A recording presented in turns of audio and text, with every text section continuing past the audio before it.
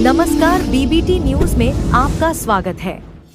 दिल्ली की ऐतिहासिक विरासत थी। आज हमें गर्व है कि उसका प्रतिनिधित्व करते दिल्ली के पूर्व सांसद और शीला दीक्षित जी की विकास की विरासत के प्रतिनिधि के रूप में संदीप दीक्षित जी हमारे बीच मौजूद हैं। हमारे बीच नरेंद्र नाथ जी, पूर्व मंत्री दिल्ली सरकार के, जिन्होंने शीला दीक्षित जी के साथ लंबे समय तक काम किया, वो मौजूद हैं। हमारे साथ रश्मि सिंह जी हैं, जो मीडिया का समन्वय लंबे समय से देख रही हैं। तेलंगाना से आसमा जी हैं। मैं अनुरोध करता हूं संदीप दीक्षित जी से कि भी इस पत्रकार वार्ता को संबोधित करें।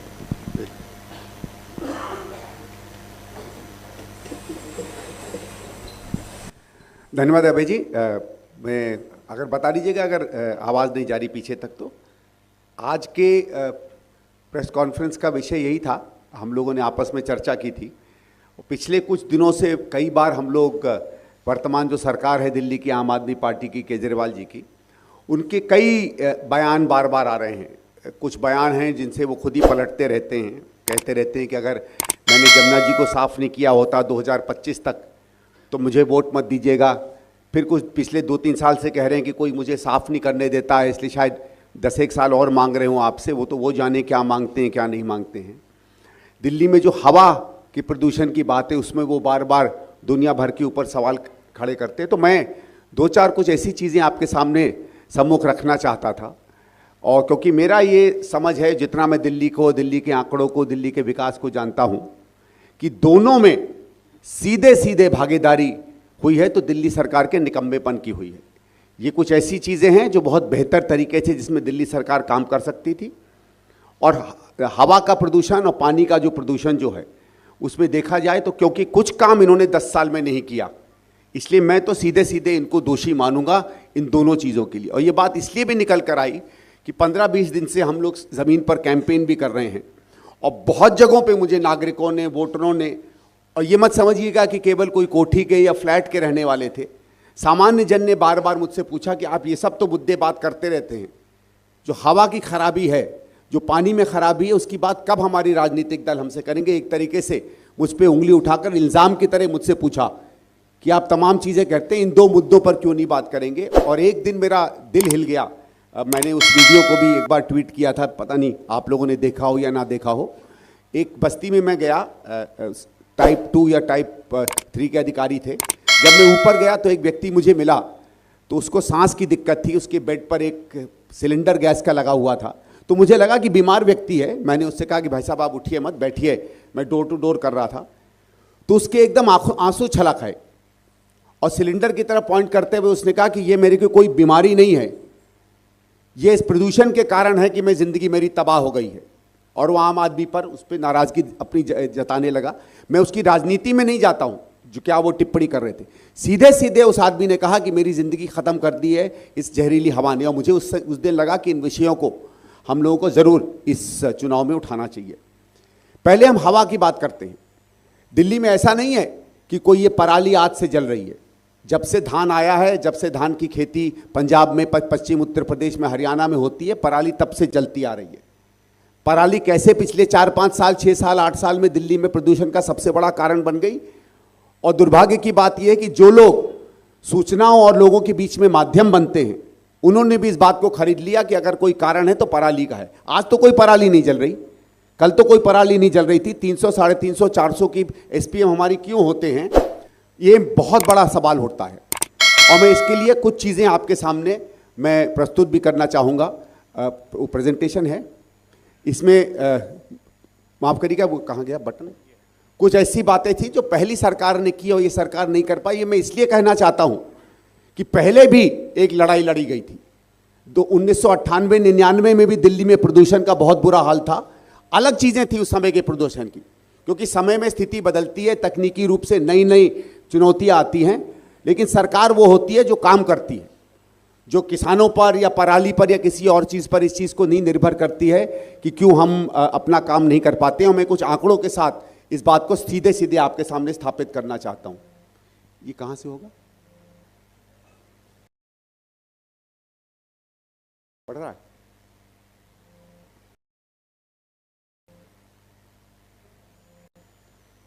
एक मिनट में, ये चल नहीं रहा है बेटा, आप इसको वहां से चेंज कर दीजिए, मैं आपको बता देता हूं, आप ले लीजिए। छोटे छोटे जो कदम सरकार उठा सकती थी, जो उस समय उठाने चाहिए थे, मैं 98 और 2013 के बीच में क्या काम हुए थे, उनको आज की मैं चीजों से आपको कंपेयर करके ये चीजें आपको बताना चाहूंगा। इसको बदलेंगे। सबसे पहले तो आपने माना होगा एक अद्भुत क्रांति आई थी कांग्रेस के समय में, जब दिल्ली के करीबन 1 करोड़ गाड़ियों को सीएनजी में तब्दील किया गया था।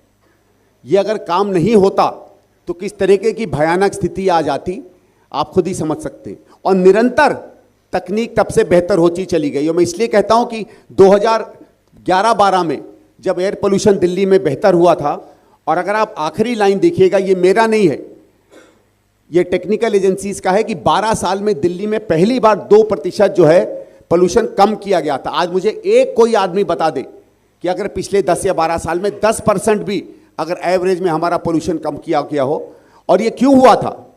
ये इसलिए हुआ था क्योंकि यहां 5 या 6 क्रांतिकारी परिवर्तन किए गए, उन सब में आज की सरकार जो है विफल पाई जाती है। आगे चलिएगा। और ये वो अवार्ड थे उस समय दिए गए, मैं इसमें नहीं जाना चाहूंगा, आगे जाइएगा। ये 3 मैं आपसे खासकर विशेष लोगों से कहूंगा, इसको स्वयं पढ़ें। ये 3 सबसे बड़े परिवर्तन हुए थे। ये कार्बन डाइऑक्साइड, सल्फर डाइऑक्साइड और नाइट्रोजन ऑक्साइड 3 ऐसी गैसें हैं जो जहरीली मानी जाती हैं, और इन तीनों में आप देखिएगा किस तरीके की कमी उन 10 से 12 साल के वर्षों में आई थी। सबसे प्रथम काम जो इसमें होता है वो होता है पब्लिक ट्रांसपोर्ट को बढ़ाना। दिल्ली में करीबन 18 या 1900 बसें केवल चला करती थी, मैं 1998-99 की बात करिए, और वो को बढ़ाकर आपने उस समय देखा होगा एक बड़ी दिक्कत आती थी ब्लू लाइन बसेस की, रेड लाइन बसेस की, उसको पूरा का पूरा सीएनजी में चेंज कर हरी और जो लाल बसें यहाँ लाई गई हैं, वो जब कांग्रेस की सरकार हारी थी तो करीबन 5-5.5 हज़ार के करीब यहाँ डीटीसी की बसें थीं, जो आज घटकर 3,000 से कम हो गई हैं। और मैं 2 आंकड़े बताता हूँ जो बताते हैं कि क्यों हम लोगों ने अपना पब्लिक ट्रांसपोर्ट हम नहीं बढ़ा पाए। 2013 में जो आखिरी आंकड़ा है, और ये कोई भी आंकड़ा मैं नहीं कोट कर रहा हूँ, ये सब अरविंद केजरीवाल जी के ही दिए हुए दस्तावेजों से है। मनीष सिसोदिया जी ने जो पिछली बार जेल होने के पहले और पिछली बार जो वित्त मंत्री अतिशी जी थी, उन्होंने जो आवेदन प्रस्तुत किया था उनकी विधानसभा में, उससे ये लिए हुए आंकड़े हैं। किसी को भी चाहिए होगा बता दीजिएगा, मैं आपको दिखा दूंगा। 2013 में 43 लाख व्यक्ति डीटीसी की बसों में चला करते थे। आज आप मानेंगे कि 60 से 70% आबादी बढ़ गई है, लोगों को बढ़ना चाहिए, तो आप आश्चर्यचकित हो जाएंगे कि आज केवल 26 लाख लोग डीटीसी की बसों में चढ़ते हैं। फिर इन्होंने एक नया आंकड़ा लेकर आया कि साहब क्लस्टर की बसेस में भी लोग चढ़ते हैं, तो हमने क्लस्टर बसेस भी ऐड कर दिए, तो मिलाकर 41 लाख आए टोटल। जहां आपको कम से कम 40-43 लाख से 60 या 65 लाख लोगों को आज बसों में चलना चाहिए था, वो गिरकर हम आज 41 लाख पर आए हैं। और अब आप बताइए, अगर ये 20-25 लाख लोग आज अगर प्राइवेट ट्रांसपोर्ट में जा रहे हैं तो वो सीधे सीधे पोल्यूशन को ऐड करता है। ये ऐसे मैं आपको बात बताना चाहता हूं कि ये सरकार का निकम्मापन है कि आप पब्लिक ट्रांसपोर्ट को इंक्रीज नहीं कर पाए हैं। दिल्ली में डीटीसी बसेस का मैं आपको ब्रेकडाउन का एक आंकड़ा देता हूं। पहले डीटीसी की बसेस की अच्छी तरीके से मेंटेनेंस हुआ करती थी, काम हुआ करता था, और ये भी मैं आपको बताऊं कि सीएनजी बसेस का मेंटेनेंस डीजल की बसेस से बहुत बेहतर होता है। डीटीसी एक आंकड़ा छापती है ब्रेकडाउन का, अमूमन साल में एवरेज में 66 ब्रेकडाउन होते थे प्रति 1000 बसों के। 66 ब्रेकडाउन होते थे प्रति 1000 बसों के शीला जी के आखिरी वर्ष में। आप आश्चर्यचकित रह जाएंगे कि आज इनका आंकड़े का एवरेज है 1026 प्रति 1000 बस, मतलब साल में एक बार एक डीटीसी बस कम से कम ब्रेकडाउन करती है। ये इनकी मेंटेनेंस का हाल है, और मेंटेनेंस का हाल तभी खराब होता है जब महाभ्रष्टाचार उसके अंदर हो। जो आप भी कहता है कि मैं सुशासन लाया हूं, अपनी डीटीसी बसेस का ये हाल कर दिया कि आज ना लोग उस पर चढ़ पाते हैं ना डीटीसी की बसेस चलती हैं। मेट्रो पे एक बहुत बड़ा सवाल आता है। अभी हमारे मुख्यमंत्री जी ने कहा कि पहले केवल 193 किलोमीटर मेट्रो बनाई थी, मैंने 400 किलोमीटर बना दी। 400 किलोमीटर तो कोई मेट्रो है ही नहीं, 400 कहां से बना दी यही जाने। इन्हीं की कौन सी दुनिया है जहां 400 किलोमीटर चलती होगी ये जाने, लेकिन उसके मैं आंकड़े आपके सामने रखना चाहता हूं। 2002 में पहला फेज चालू होता है मेट्रो 1 का, 2006 में दूसरा फेज चालू होता है मेट्रो 1 का, जिसको मिला के 193 किलोमीटर का काम उसमें कंप्लीट होता है। 2011 में तीसरा फेज चालू होता है, और 2011 में तो आम आदमी पार्टी थी भी नहीं, धरने पे भी नहीं बैठी थी। 164 किलोमीटर की कंस्ट्रक्शन का काम 2011 में थर्ड फेज में चालू हो जाता है, और वो कंप्लीट होना था 2015-16 में, माफ करिएगा वो 2023 तक भी हमारा तीसरे फेज का मेट्रो कंप्लीट नहीं हो पाया है। और फेज 4 जिसको प्लानिंग होनी चाहिए थी 2017 में, जो इनकी सरकार के अंदर प्लान होना था, उसमें केवल 64 किलोमीटर, केवल 64 किलोमीटर सैंक्शन हुए हैं। कोई 300 किलोमीटर नहीं, कोई 200 किलोमीटर नहीं, कोई 250 किलोमीटर नहीं। आप डीटीसी की बस देते नहीं हैं, आप मेट्रो का नेटवर्क चढ़ाते नहीं हैं, आपसे सड़कें फ्लाईओवर बनते नहीं हैं। तो दिल्ली में जो माना जाता था कि पहले 3 किलोमीटर तीसरे गियर यहाँ का एवरेज गियर था, आज 1 से सेकंड गियर के बीच का एवरेज गियर आ गया, जिससे मैसिव डीजल और पेट्रोल रिलेटेड यहाँ पोल्यूशन हो रहा है। और इंफ्रास्ट्रक्चर का एडवांटेज होता, मैं 2 आंकड़े देख के अपनी बात ट्रांसपोर्ट पे खत्म करके आगे चलूंगा, कि एक सिंपल कैलकुलेशन है दिल्ली पीडब्ल्यूडी का, कि जो 67 नए फ्लाईओवर बनाए गए थे 15 साल में, उसमें अगर केवल डीजल की आप सेविंग देख लें, और ये 2013 के रेट हैं, आज के नहीं है, केवल 2013 में सालाना 8,400 करोड़ की डीजल की सेविंग हुई है केवल इंफ्रास्ट्रक्चर में। और 8,400 करोड़ की सेविंग का आप मतलब समझ लीजिए कितने लीटरों, हजारों लाखों लीटर डीजल जो है कम जला करता था एक साल में। और अगर आप टाइम सेविंग सुन लीजिए तो आप लोग आश्चर्यचकित रह जाएंगे। दिल्ली वालों की टाइम सेविंग, जीवन में जो समय बचता था ट्रांसपोर्ट में, वो 56,000 साल, 56,000 ईयर्स की एवरेज सेविंग थी एक साल में, बिकॉज ऑफ दिल्लीज इंफ्रास्ट्रक्चर। ये छोटे आंकड़े नहीं हैं, इनमें से किसी में भी आंकड़े में अगर मैसिव इंक्रीज हुआ हो तो आज हमारे मित्र सामने बैठे हैं, आपने सारा प्रोपेगेंडा इस सरकार का सुन रखा है। आप अगर आंकड़े देंगे तो मैं आपको बताऊंगा उन आंकड़ों की हकीकत क्या होती है। फिर हम आगे चलते हैं। एक और बहुत बड़ा स्रोत है हमारे दिल्ली के ग्रीन कवर का, माफ करिए ये पुराने समय में बना था, इसलिए इसकी नेक्स्ट स्लाइड में चलो। ग्रीन कवर 1998-99 में सिर्फ 26 स्क्वायर किलोमीटर ग्रीन कवर था। ये मेरी आंकड़ा नहीं है, ये दिल्ली इकोनॉमिक सर्वे 12-13 और उसके बाद इकोनॉमिक सर्वे लेटर, और जो सबसे ऑथेंटिक रिपोर्ट मानी जाती है स्टेट ऑफ फॉरेस्ट्री रिपोर्ट जो भारत सरकार निकालती है, उसके आंकड़े हैं कि 26 किलोमीटर से बढ़ के 310 नहीं है, वो आंकड़ा गलत था, 300 किलोमीटर 299.7 स्क्वायर किलोमीटर का ग्रीन कवर आता है 2013 में। और आपको मैं बता दूं, आप स्टेट ऑफ फॉरेस्ट रिपोर्ट 2023 निकाल लीजिएगा, आज भी उतना ही ग्रीन कवर है 299.7 किलोमीटर। कौन सी इन्होंने ट्री प्लांटेशन कर दी मुझे नहीं मालूम है। ये बार बार कहते हैं कि हमने ऐतिहासिक ट्री प्लांटेशन की है, एक भी रिकॉर्ड उसका दिखता नहीं है। ये प्लांट्स कहाँ गए, ये ग्रीन कवर कहाँ गया, ये क्वेश्चन है। मैं अपने कांग्रेस के साथियों से भी कहूँगा इस पर हम क्वेश्चन करें, मीडिया के भी साथी से कहूँगा इस चीज़ को पूछे। चौथी जो बहुत बड़ी काम होता है हमारे यहाँ, आपको याद होगा जो यहाँ पुराने जर्नलिस्ट हैं, प्रगति 1, प्रगति 2, प्रगति 3, प्रगति 4 के कोल प्लांट्स चलते थे। एक एक करके कांग्रेस सरकार के समय सारे कोल प्लांट्स बनना शुरू हुए, बंद करना शुरू हुए। प्रगति 1, प्रगति 2, डॉक्टर नरेंद्र नाथ जी बैठे हैं, उस समय एनर्जी के मिनिस्टर थे, उसी समय बंद हो गए थे। 3 बंद हो गया था, और 2016-17 में प्रगति 4 बंद हो गया। लेकिन दिल्ली को बिजली मिले, इसलिए प्रगति के साथ एक 335 मेगावाट का CNG water plant, electricity plant, gas plant बना। और बवाना में, बवाना 1 330 मेगावाट का और बवाना 2 330 मेगावाट का बना। 1000 मेगावाट के करीब सीएनजी के नई प्लांट्स उस समय की सरकार लाई है। और मैं आप जर्नलिस्टों से रिक्वेस्ट करूंगा, दिल्ली ट्रांसको के, दिल्ली के इनके आप आंकड़ों में चले जाइए। 2014 के बाद एक भी single megawatt new construction production नहीं आई है। इनका करीबन 70 से 80 उसका आया है, केवल सोलर का, जो एक पुराना प्रोजेक्ट जो था दिल्ली सरकार का, जो चलता चला आ रहा था। एयर पोल्यूशन के लिए डायरेक्टली दिल्ली गवर्नमेंट जो है रिस्पॉन्सिबल है। पराली जो मानी जाती है वो अलग अलग आंकड़े हैं, कोई कहता है 6 से 7% है, कोई कहता है 10 से 11% है। जो बाकी हम लोगों को कदम उठाने चाहिए थे, आज दिल्ली की जहरीली हवा जो है वो बेसिकली इसके कारण है। एक और अभय जी मुझे अभी एक आंकड़ा बता रहे थे कि हमको किस तरीके से जो बाकी प्लांट्स हैं आसपास के दिल्ली के 300 किलोमीटर स्क्वायर किलोमीटर में, उसमें हमें थर्मल प्लांट्स में टेक्नोलॉजी चेंज की ज़रूरत है। तो उसमें पूछना चाहते हैं क्या प्रयास किया हमारी दिल्ली की सरकार ने उस टेक्नोलॉजी चेंज को लाने के लिए। मुझे नहीं लगता एक भी प्रयास इनकी तरफ से करता देखा गया है। दिल्ली में एयर पोल्यूशन की हालत को अगर हम मजबूती से नहीं लेंगे, और ये जितने पॉइंट्स मैंने आपको बताए हैं इन सब पर तेजी से काम होगा, इंक्लूडिंग आसपास के थर्मल प्लांट से बात करनी और राज्य सरकारों से बात करनी। और कांग्रेस को अगर मौका मिलेगा तो ये हम वायदा आपसे करते हैं कि किसी भी जगह पे हम लोग कम काम करते हुए आपके सामने नहीं दिखेंगे। एक आखिरी पॉइंट में बात कर वाटर पोल्यूशन पे आता हूं। आप लोगों ने ईस्टर्न पेरिफेरल वेस्टर्न पेरिफेरल की सड़क देखी होगी।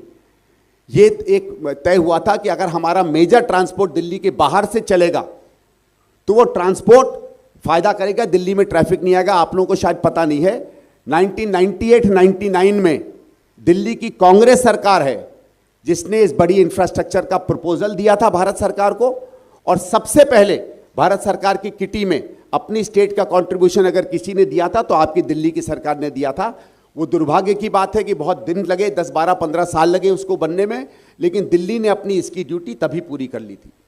अब हम आते हैं जमुना जी के पोल्यूशन पे। अभी मैं बड़ा आश्चर्यचकित रह गया कि एक किसी पॉडकास्ट में आदरणीय अरविंद केजरीवाल जी ने कहा कि मैंने 50% दिल्ली की सुएज कैपेसिटी बढ़ा दी है। मुझे समझ में नहीं आता है हमारे सीएम साहब कहाँ से आंकड़े लेके फेंकते रहते हैं, लेकिन एक मैं छोटा सा आपके सामने इन्हीं की सरकार का आंकड़ा दे देता हूँ। जब डॉक्टर नरेंद्र नाथ जी की सरकार आई थी तो 1998 में टोटल सुएज ट्रीटमेंट प्लांट की जो कैपेसिटी थी दिल्ली में वो करीबन 360 MGD थी। जब ये लोग हारे हैं 2014 में तो ये 613 यहाँ की सुएज ट्रीटमेंट कैपेसिटी थी, मतलब 613 MGD यहाँ पानी ट्रीट हुआ करता था। 613 याद कर लीजिए। आज जो है 2023 का, पिछले साल का जो आंकड़ा है इन्हीं की सरकार बताती है 632 MGD टोटल, मतलब जहां कम से कम 200 या 300 MGD कैपेसिटी सुएज ट्रीटमेंट की बढ़नी चाहिए थी, हम केवल 9 MGD बढ़ा पाए हैं। मैं यहां से आपके माध्यम से सरकार से पूछना चाहता हूं, 7 इंटरसेप्टर सुएज ट्रीटमेंट प्लांट्स डलने थे नजफगढ़ ड्रेन पर, एक भी कंप्लीट क्यों नहीं हुआ है? एक भी नया सुएज ट्रीटमेंट प्लांट क्यों नहीं दिल्ली में आया है? हमारे पास एक RTI जो दिखाता है, सरकार बताती है कि 15 और 19 के बीच में तो एक भी नया सुएज ट्रीटमेंट प्लांट सैंक्शन नहीं हुआ दिल्ली सरकार में। 21 या 22 के बाद जब सुप्रीम कोर्ट की लट पड़ी तो एक हाई लेवल मॉनिटरिंग कमेटी बनाई गई LG साहब की अध्यक्षता में। उसके अंदर सुना है कोई 2 या 3 सुएज ट्रीटमेंट प्लांट्स हो रहे हैं। दिल्ली में जो सबसे खतरनाक आंकड़ा माना जाता है वो BOD का माना जाता है। खुद वो रिपोर्ट कह रही है, खुद जो रिपोर्ट दिल्ली जल बोर्ड ने प्रस्तुत की LG साहब की मीटिंग में, जिसमें मैंने सुना है सौरभ भारद्वाज साहब भी प्रेजेंट थे, कि दिल्ली में इट क्लेम्स कि दिल्ली में वाटर पोल्यूशन दुगना हुआ है पिछले 8 साल में, twice the amount of pollutants जो पहले थे। हमारे यहाँ जो BOD लेवल्स हैं जो पहले 32 mg पर लीटर हुआ करते थे, आज 58 से 62 mg पर लीटर चल रहे हैं। तो ना हम एयर पोल्यूशन को क्लीन कर पाए, ना हम सुएज ट्रीटमेंट कैपेसिटी यहाँ की इंक्रीज कर पाए। और अभय जी ने तो मुझे एक डराने वाला आंकड़ा अभी दिया जो मुझे पता नहीं था। अभय जी, जब मैं बात खत्म करूंगा वो आप इकोलाई वाला आंकड़ा जरूर दीजिएगा। मैं आपके माध्यम से इस सरकार पर सीधे सीधे इल्ज़ाम लगाता हूं कि दिल्ली की जहरीली हवा, दिल्ली का जहरीला पानी केवल आपकी मिसमैनेजमेंट और आपकी डिसऑनेस्टी का सवाल है। और इनकी जो रॉन्ग गवर्नेंस है उसका फाइनल एग्जाम्पल मैं आपको देना चाहता हूं, जिस कारण से आने वाले समय में न केवल दिल्ली की पानी और प्रदूषित होगा, हमारा जल बोर्ड का और सत्यानाश होगा। जब कांग्रेस की सरकार हारी थी, दिल्ली की क्यूमुलेटेड लॉसेस दिल्ली जल बोर्ड के 18,000 करोड़ थे, accumulated losses of only 18,000 crore. आज दिल्ली जल बोर्ड के अक्यूमुलेटेड लॉसेस 76,000 करोड़ हैं। जो सरकार कहती है कि हम घाटे में नहीं हैं, उसने क्या किया है कि दिल्ली जल बोर्ड का पूरा बजट सरकारी बजट से बाहर कर दिया है। 76,000 करोड़ कहां से हम रिकवर करेंगे, ये एक सवाल बनता है। जबकि सालाना हम लोगों की जो टोटल रेवेन्यू है वो कॉस्ट से ऑलमोस्ट 20 से 25% है। उसके ऊपर हर चीज फ्री आ रही है, हर नया कनेक्शन फ्री आ रहा है। और यही कारण है कि आप पानी डिस्ट्रीब्यूट तो फ्री कर रहे हो, लेकिन ना आप पानी की कैपेसिटी बढ़ा पाए हो, ना आप सुएज ट्रीटमेंट प्लांट की कैपेसिटी बढ़ा पाए हो। अरविंद केजरीवाल की पॉपुलर स्कीम्स ने वोट तो दिलवाया है, लेकिन दिल्ली की जनता को जहरीला पानी पीने के लिए विवश किया है।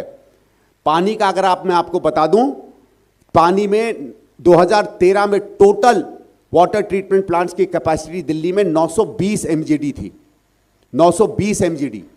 आज 940 एमजीडी है टोटल। पॉपुलेशन बढ़ गई है 50 से 60%। हम आज कैपेसिटी पर हैं जहां हमारे पास पानी नहीं है, और एक सिंगल लीटर नया पानी की कैपेसिटी हमारी सीएम साहब इंक्रीज नहीं कर पाए हैं। तो सुएज आपका खराब होगा, एयर आपको खराब होगी, और मुझे डर यह है कि अगर ये सरकार नहीं बदली तो हम प्यास की तरफ बहुत बुरी तरीके से बढ़ेंगे। दिल्ली आज ऑलरेडी पानी के लिए त्राही त्राही करने लगी है। मैं नई दिल्ली में घूम रहा था, तो दिल्ली की समझ लीजिए लुटियन जोन मानी जाती है, सबसे अच्छी जोन मानी जाती है, और सबसे ज़्यादा वहाँ लोगों ने मुझसे कहा कि साहब पानी नहीं मिल रहा है।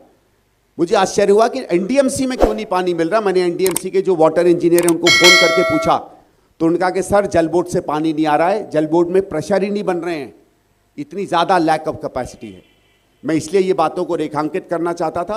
अभय जी से बस रिक्वेस्ट करूंगा कि एक जो पॉइंट उन्होंने मुझे बताया था, अभय जी मैं सच्ची में उम्मीद करता हूं कि आपने मुझे जो पॉइंट बताया है वो सही नहीं है, क्योंकि कई जगहों में मैं नल का पानी पी लेता हूं, इसके बाद मेरे हाथ कांपेंगे अगर मैं दिल्ली में नल का पानी पीऊंगा। मैं चाहता हूं वो आंकड़ा आप जरूर लोगों के सामने शेयर करें।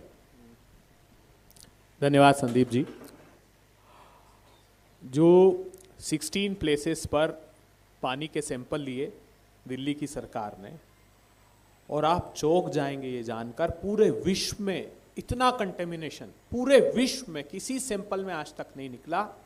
जब जमुना एंटर करती है दिल्ली में, वहाँ से लेकर तो ख़त्म होती है, तो फीकल कोलीफॉर्म बैक्टीरिया जो मानव और जानवरों के मल में सिर्फ पाया जाता है, वो 97 लाख MPN पर 100 ml है।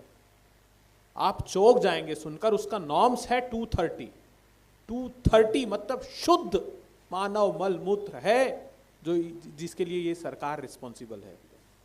और जो संदीप जी ने सबसे पहले बात की थी, वो फ्लू गैस डीसल्फराइजेशन एक प्रोसेस होती है जो 12 पावर प्लांट है। संदीप जी ने भी डिटेल में उसमें ऊपर मुझे बताया था कि हम 67% तक उसमें SO2 को कम कर सकते थे। तो कोई कदम ही नहीं उठाया इन्होंने, और ये तो इतना चौंकाने वाला, और ये हमारा नहीं है, ये सेंट्रल पोल्यूशन कंट्रोल बोर्ड और इन्हीं की सरकार ने अभी पिछले महीने ये डेटा 16 सैंपल के डेटा दिए हैं। आप कहेंगे तो हम उसको आपको उसकी कॉपी भी भेज देंगे।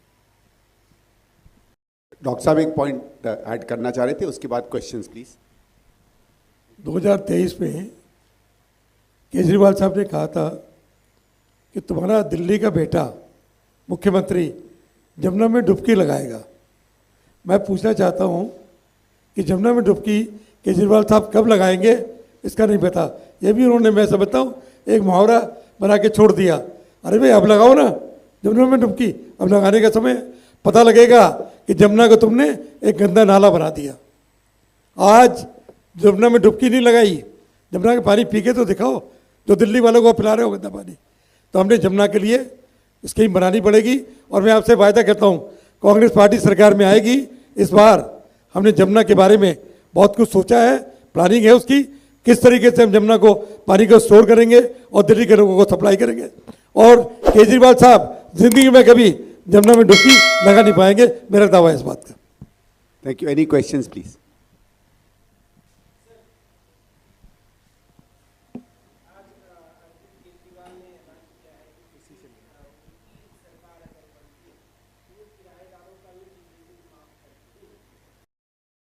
वो तो मुझे लगता है 7-8 साल पहले भी उन्होंने यही कहा था। मुझे बहुत अच्छी तरह से याद है 2016-17 में उन्होंने कहा था, और यही टोन करके, मेरे प्यारे किराएदार जो हैं उन्हें ये फ़ायदा नहीं मिलता। वो बहुत सिंसियर लगते हैं जब बोलते हैं, जिस तरह जमुना जी भी साफ कर रहे थे। तो ये उन्होंने 12-13 में, 15-16 में कोई स्कीम लेकर आए थे। फिर शायद पिछली बार जब चुनाव हुआ था 18-19 में ये स्कीम लेकर आए थे।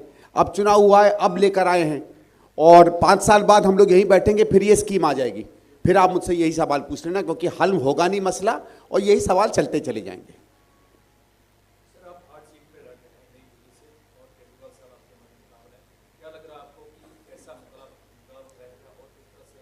देखिए, मैं कोई अब 20-25 दिन हो गए ज़मीन पर लोगों के बीच में जाते हुए, और मैं आपको सच में बताऊं, जब मैं मिली थी मुझे यहाँ सीट, तो ये लगता था, क्योंकि हम लोग सब राजनीति में रहे हैं, कि जब आप किसी इनकम्बेंट के खिलाफ लड़ते हैं और अगर इनकम्बेंट ने काम किया हो तो उसके खिलाफ रणनीति ज़मीन पर जाकर हकीकत समझकर ही आप बना सकते हैं, क्योंकि कुछ ना कुछ काम हर व्यक्ति करता है। मुझे आश्चर्य हुआ कि कहीं भी मुझे किसी भी जगह पे, किसी भी गली में, किसी भी जगह पे 2-4 बेंचें छोड़ के और 2-4 सीसीसी भी तोड़ के जो चलते नहीं हैं, केजरीवाल जी के काम का एक भी सबूत नहीं मिला। और लोग अपने आप बहुत बड़ी निराशा में हैं कि ना वो आते हैं ना उन्होंने कुछ काम किया है। तो ज़मीन पर केजरीवाल जी खुद स्वयं कोई मुझे बलशाली ऑपरेशन लगता नहीं है। हमारा जो मेन चैलेंज था वो ये था, जैसे सबको पता है कि बहुत समय तक लोगों ने कांग्रेस को थोड़ा कम गंभीरता से लिया था, उनको शायद लगता था कि हम उतनी तेज़ी से चुनाव नहीं लड़ रहे हैं, लेकिन जो माहौल बना है 20-25 जिसमें कांग्रेस को बहुत गंभीरता से लोग कंसिडर करने लगे हैं। और पहले जो ये था कि जो केजरीवाल जी के खिलाफ वोट देना चाहते थे उनको ये लगता था कि उनके पास शायद सिर्फ बीजेपी विकल्प है। अब बीजेपी उनको विकल्प नहीं दिख रही है और आम आदमी विकल्प नहीं दिख रही है, तो हमें लगता है कि हमारा बहुत अच्छा रिजल्ट रहेगा नई दिल्ली से।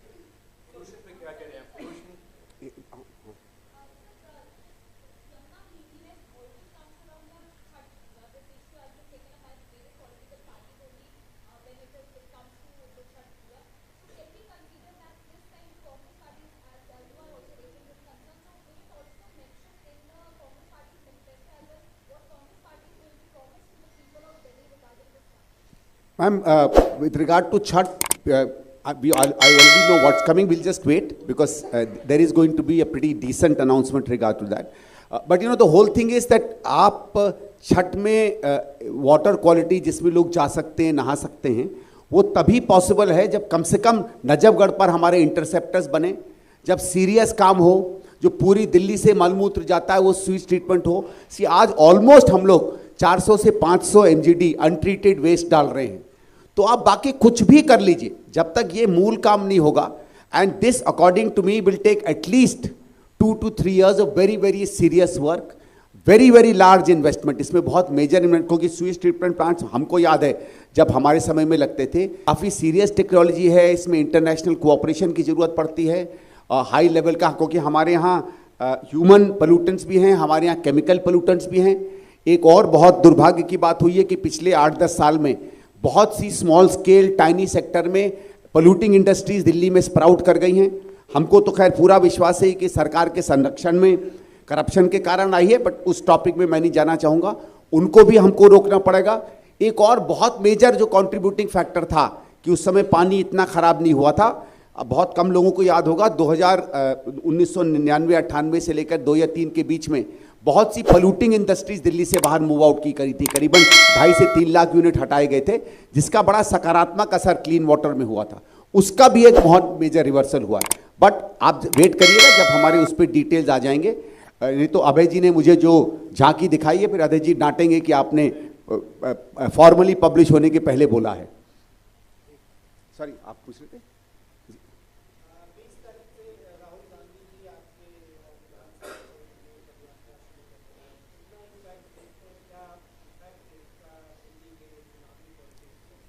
देखिए, हमको आई है खबर कि राहुल जी आने वाले हैं और वो पदयात्रा करेंगे। हमको तो उससे भरोसा है कि बहुत अच्छा एक इम्पैक्ट पड़ेगा, क्योंकि राहुल जी जब पदयात्रा करते हैं तो लोगों से मिलते हैं, उनकी जीवन के बारे में पता करते हैं, उनसे कनेक्ट करते हैं, उनकी आजीविकाओं के बारे में पूछते हैं, दिक्कतों के बारे में पूछते हैं, और उन कठिन सवालों से जूझते हैं जिन कठिन सवालों से आजकल राजनीति की जूझते नहीं हैं। एक बहुत साधारण मैं उदाहरण दूंगा, जो ऑल इंडिया इंस्टीट्यूट में जाकर वो मिलकर आए पेशेंट से, और दिल्ली में कहीं कबाड़ खाने के इलाके में गए, कभी पॉटर से मिले, तो वो जिस तरीके से लोगों से, अलग अलग व्यवसाय के, अलग अलग पहचान के लोगों से जुड़ेंगे और उनकी समस्याओं को एक बिल्कुल मानवीय तरीके से उनसे चर्चा करेंगे, उसका राजनीतिक संदेश बहुत अच्छा जाता है। और मुझे आशा है कि न केवल नई दिल्ली में, पूरे दिल्ली में जहाँ जहाँ वो जब जब जाएंगे, बहुत अच्छा संदेश जाएगा।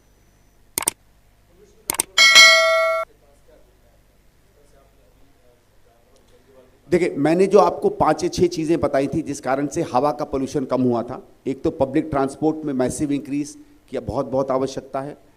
आपको दिल्ली का इंफ्रास्ट्रक्चर वापस से कंस्ट्रक्ट करना पड़ेगा, वापस से आपको जो ट्रैफिक ईज पॉइंट्स हैं उनको लाना पड़ेगा। पहले कैसा था, जो हमारे मेजर ट्रैफिक कंजेशन पॉइंट्स थे सब जगहों पे ट्रैफिक सोल्यूशंस आए थे, हमें कोई ट्रैफिक सोल्यूशन नहीं दिखता है, बल्कि इन्होंने तो चीज़ को मजाक बना दिया। मैं आपको एक उदाहरण देता हूं, हम लोगों ने एक भारतीय जनता पार्टी के विधायक ने एक आरटीआई लगाई, सॉरी असेंबली में क्वेश्चन लगाया कि कौन कौन से आपने कितने नए फ्लाईओवर बनाए हैं सरकार ने। आपने देखा होगा केजरीवाल जी आजकल कहते हैं कि मैंने 34 या 35 बनाए हैं, तो ये 5-6 साल पहले की बात है। तो उन्होंने 27 की लिस्ट दी, उस 27 की लिस्ट मेरे पास भी आई। उस 27 की लिस्ट में पहले 7 तो वो थे जो कॉमनवेल्थ के समय बन गए थे, जिन पे सीएजी की इंक्वायरी भी हुई थी, तो पहले वो 6-7 झूठ निकले। फिर उसके बाद अगले 8 या 10 थे जिसमें दिया हुआ था clover over this, clover over that. आपने देखा होगा जब बड़े फ्लाईओवर बनते हैं बाद में उसके अप्रोच के क्लोवर्स बनते हैं जो घूम घूम के जाते हैं, वो मेन फ्लाईओवर के बाद बनते चले जाते हैं। तो इन्होंने क्लोवर्स को भी फ्लाईओवर की परिभाषा कैसे दे दी यही जाने। कल को तो हो सकता है ये लकड़ी की सीढ़ी भी बने तो उसको फ्लाईओवर का नाम दे सकते हैं, तो कुछ भी कर सकते हैं। उसके बाद नीचे मैंने देखा 6 या 7 ब्रिजेस, ये ब्रिज बनाया, ये ब्रिज बनाया, ये ब्रिज बनाया, उसको भी इन्होंने फ्लाईओवर की परिभाषा दे दी। और बीच में 6 या 7 इन्होंने छोटे छोटे फ्लाईओवर्स का नाम दिया। तो ये नहीं जानते थे कि हर आदमी डेटा नहीं जानता है। और अगर आप चाहेंगे तो मैं उसका एक दूसरा आपको दिखा दूंगा। पीडब्ल्यूडी की वेबसाइट से मैंने एक शीट निकाली जिसमें एक मेजर फ्लाईओवर है जो शीला जी के समय बन गया था। उस मेजर फ्लाईओवर के 7 सब कॉम्पोनेंट्स हैं, सब फ्लाईओवर्स हैं जो उसके साथ ही बन रहे थे। वो 7 सब कॉम्पोनेंट्स को इन्होंने अलग अलग से फ्लाईओवर्स बना के डाल दिया था। तो उन 27 में केवल 2 ऐसे फ्लाईओवर थे जो इन्होंने अपने समय में बनाए थे, और उसके बाद 6 और बने। पर मेरा ये कि अगर आप इन चीज़ों पे काम नहीं करोगे, अगर आप नई सीएनजी की इंस्टिगेटेड पावर प्लांट्स नहीं लगाओगे, तो एयर पोल्यूशन कम नहीं होने वाली है। पहली चीज़ ये है कि गवर्नमेंट को रिकग्नाइज करना चाहिए कि एयर पोल्यूशन को ठीक करने में उसकी भागीदारी है। आप उत्तर प्रदेश सरकार, ये सरकार, उस सरकार पर उंगली डालते रहोगे, उस पर कुछ नहीं होने वाला है। और वाटर में मैंने आपसे कहा कि वी हैव अ प्लान। हमें सबसे पहले तो जो टेक्निकल सोल्यूशन है स्वेज ट्रीटमेंट्स का, उस पर वॉर फुटिंग पे काम करना पड़ेगा। मैसिव उसमें मनी के इन्वेस्टमेंट्स आने पड़ेंगे जो इस समय दिल्ली गवर्नमेंट के पास नहीं है। मैं आपको एक छोटा आंकड़ा देता हूं, दिल्ली गवर्नमेंट की लास्ट ईयर बजट थी टोटल 76,000 करोड़, जिसमें सिर्फ 37,000 करोड़ डेवलपमेंट का बजट है। 37,000 करोड़ टोटल डेवलपमेंट का बजट है, और उसमें ऑलरेडी जिस तरीके की सब्सिडीज आई हुई हैं, बहुत कम पैसा है कि आप कोई इंफ्रास्ट्रक्चर इन्वेस्टमेंट कर पाओगे। तो अगर कोई सरकार सीरियस गवर्नमेंट की तरफ नहीं जाएगी और केवल वोट के लिए पूरी बजट को लगा देगी, तो वोट के लिए हो सकता है वेलफेयर स्कीम्स आप चला सको, आप कोई भी इंफ्रास्ट्रक्चर इन्वेस्टमेंट नहीं कर पाओगे। हमको एक जिम्मेदार, एक जवाबदेही सरकार चाहिए जो रिस्क उठा सके, और कांग्रेस जब सरकार आएगी रिस्क उठाएगी। हम इंफ्रास्ट्रक्चर का भी काम करेंगे और जो हम लोगों ने वेलफेयर स्कीम्स की हैं वो भी करेंगे, और आने वाले समय में 3 या 4 दिन बाद उसका एक हम फाइनेंशियल ब्लूप्रिंट भी आपके सामने लेकर आएंगे कि हम लोगों ने जो स्कीम अनाउंस की हैं उसका जो एडिशनल पैसा है वो हम कहां से लाएंगे।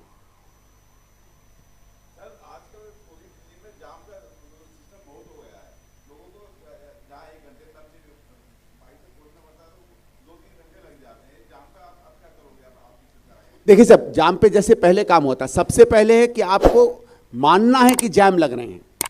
अगर आप मानोगे ही नहीं, अगर आप कहते रहोगे कि सारा काम आपने कर डाला, तो कोई प्रेशर नहीं बनता है। बात ये होती है निष्ठा की। पहले भी ट्रैफिक जैम्स के फ्लाईओवर थे, उनकी जगह इंफ्रास्ट्रक्चर का काम हुआ, सफदरजंग में हुआ, मुकरबा चौक में हुआ, एयरपोर्ट के जाते समय हुआ, और जगह पे हुआ। तो अगर सरकार सड़क पर आती है, अगर सरकार घूमती है, तो बहुत जगहों पे ट्रैफिक सॉल्यूशंस के लिए कोई 500-500, 800-800 करोड़ की ज़रूरत नहीं है। हमने बहुत जगहों पे देखा है कि अगर आप कट्स को ठीक कर दें, अगर आप एडजॉइनिंग रोड्स के एंट्री और एग्जिट पॉइंट्स को ठीक कर दें, अगर आप कुछ कुछ जगहों को सिग्नल फ्री बनाएं, कहीं कहीं रेलिवेंट इंफ्रास्ट्रक्चर है वो बनाएं। यहाँ सरकार में दिक्कत क्या हो गई है कि डॉक्टर नरेंद्र नाथ जी के समय जो सरकार थी वो इंफ्रास्ट्रक्चर को समस्या आने के पहले बना देती थी। अर्बन में दिक्कत क्या है कि अगर समस्या आ गई, एनक्रोचमेंट्स आ गए, मकान आगे आ गए, दुकानों ने एनक्रोच कर लिया, तो फिर सड़क को चौड़ी करना या फ्लाईओवर्स बनाना या इंफ्रास्ट्रक्चर के नई चीज़ें बनाना उतना ही ज़्यादा मुश्किल हो जाता है। इसलिए इतना हमारा रहेगा। ऑलरेडी हम लोगों ने, नेचुरली हम कोई सरकार है नहीं, उतने हमारे पास रिसोर्सेज नहीं है, लेकिन हमारे मन मस्तिष्क में 25 से 30 मेजर वो पॉइंट्स हैं जो दिल्ली में आज ट्रैफिक क्रिएट कर रहे हैं। क्योंकि ट्रैफिक क्या है, बिल्डअप होता है, एक जगह बिल्डअप होता है तो फिर उसके बैकलॉग्स होते हैं। तो जरूरी नहीं है कि जहां आपको ट्रैफिक है बैकलॉग वही के कारण है। मेजर जैसे पहले आपने देखा होगा 70 ये कितने फ्लाईओवर बने, उससे ईज ऑफ हुआ, वही ब्लूप्रिंट हम लोग दोबारा अपनाएंगे।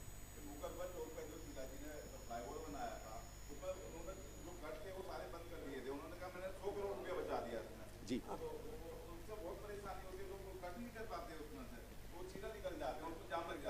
सर, वही दिक्कत है। बात यह है कि आप अगर दिखाना चाहोगे कि आपने पैसा बचाया है, एक ढकोसला करके, दिक्कत वो है।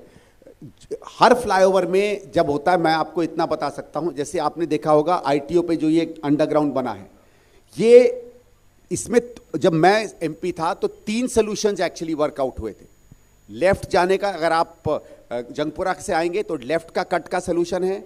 अभी आपने देखा होगा अगर आप महारानी बाग की तरफ से आते हैं तो लेफ्ट जाने में बहुत मैसिव जैम्स लगते हैं, उसका ऑलरेडी वर्कड आउट है।